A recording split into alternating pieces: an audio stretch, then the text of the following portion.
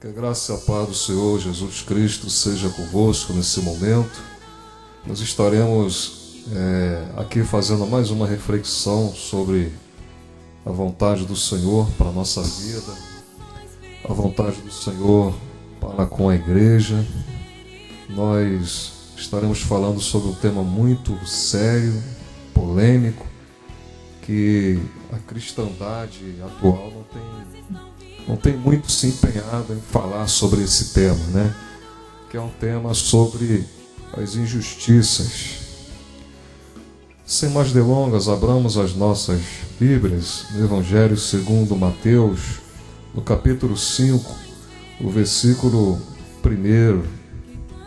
Evangelho segundo escreveu Mateus, capítulo 5, verso 1, que diz assim: E Jesus, vendo a multidão, subiu ao monte, e assentando-se, aproximaram-se dele os seus discípulos, e abrindo a sua boca, os ensinava, dizendo: Bem-aventurados os pobres de espírito, porque deles é o reino dos céus.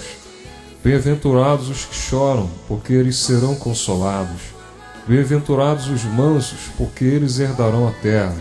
E bem-aventurados os que têm fome e sede de justiça, porque eles serão fartos. E vamos repetir esse versículo 6.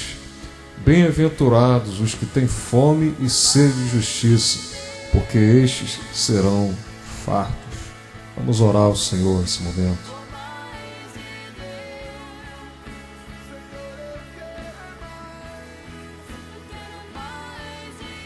Senhor, em nome de Jesus, ó Pai, nós estaremos falando a sua palavra nesse momento. Que o Senhor possa, Senhor, estar iluminando os olhos do nosso entendimento, para que possamos compreender, Pai amado, a tua vontade para a nossa vida, Senhor.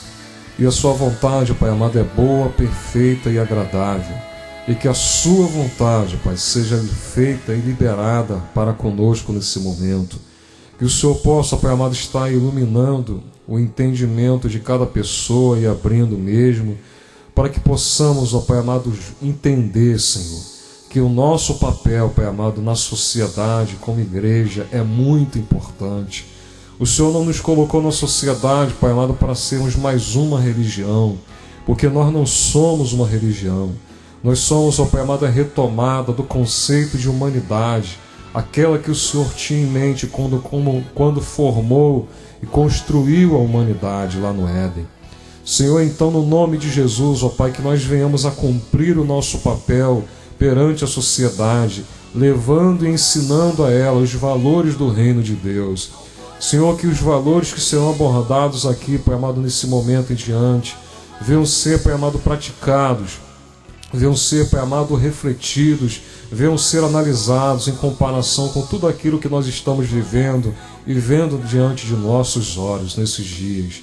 Abençoe a tua igreja, Pai, desperta a liderança da igreja brasileira, que a liderança da igreja brasileira, Senhor, venha se posicionar, venha se arrepender, Pai amado, e venha pôr em prática as coisas do Evangelho, Senhor, em nome de Jesus, ó Pai, e que tudo aquilo que tentará impedir, Senhor, o pleno conhecimento do Senhor, nesse momento em diante, seja repreendido no nome de Jesus Cristo, ó Pai, e que o teu nome venha a ser exaltado e glorificado, porque só o Senhor é digno de tudo isso, em nome de Jesus. Amém. Queridos, nós vivemos num país que é o 5º país em extensão do mundo. Nós somos um país de riquezas imensuráveis, de muitas riquezas naturais, de riqueza de pessoas, de riquezas culturais. Nós somos um país também de muitas injustiças, de muitas debilidades, de muitas fraquezas. Principalmente no sentido, também podemos dizer também, que vivemos num país analfabeto, porque o nosso país, segundo alguns órgãos aí, pela pesquisa de alguns órgãos, nós somos um país que temos de 75% a 80% de analfabetos. Você analisa comigo, um país que tem 75% a 80% de analfabetos é um país o quê? É um país analfabeto, não é verdade? E por isso, Os nossos políticos não se interessam, né, por fazer projetos para poderem melhorar esse contexto. Nós temos alguns projetos aí, mas são muito fracos, né, em consideração com a grande massa, né? São muita gente, são muitas pessoas. Você talvez tenha contato com pessoas que não sabem ler direito, pessoas que não sabem escrever, pessoas que não entendem o que leem. Então você está lidando, infelizmente, com uma pessoa que faz parte dessa estatística triste da nossa nação.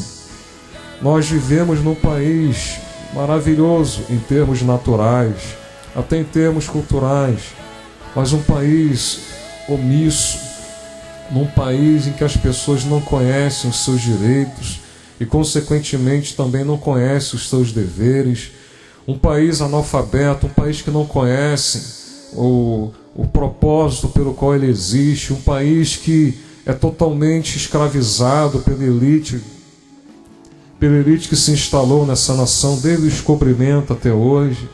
Um país cuja elite escraviza a massa, porque a elite conhece, a elite é estudada, a elite tem doutorado, tem PhD, tem mestrado. Mas 80% dos nossos conterrâneos são analfabetos, são escravos desses homens, são escravos dessa minoria que comanda e que manda esse país. Nós temos políticos nessa nação que são donos de estados, como no Maranhão. A família Sarney é dona do Maranhão. Nós temos também a família Collor, que também manda no estado das Alagoas. Esses estados são os estados mais miseráveis dessa nação. Geralmente, esses estados em que essas elites, né, de uma ou poucas elites mandam, são estados miseráveis. Porque essas elites escravizam esses estados, escravizam esses lugares. Quantas favelas nós temos, queridos, nessa nação? Quantas pessoas que se orgulham em morar lá no alto do morro, para dizer que moram na Zona Sul, ou numa zona sudoeste, ou do São Paulo, do Rio de Janeiro. Quantas pessoas estão ilhadas devido a tantas enchentes, por causa dessas chuvas ininterruptas desses últimos dias, na região sudeste principalmente, e outras catástrofes que aconteceram no final do ano passado na região sul, em que tantas pessoas morreram, ficaram ilhadas. Tantas e tantas situações complicadas que poderiam ter sido sanadas se existissem políticas públicas que viessem a trabalhar para acabar com essas injustiças, para acabar com essas situações.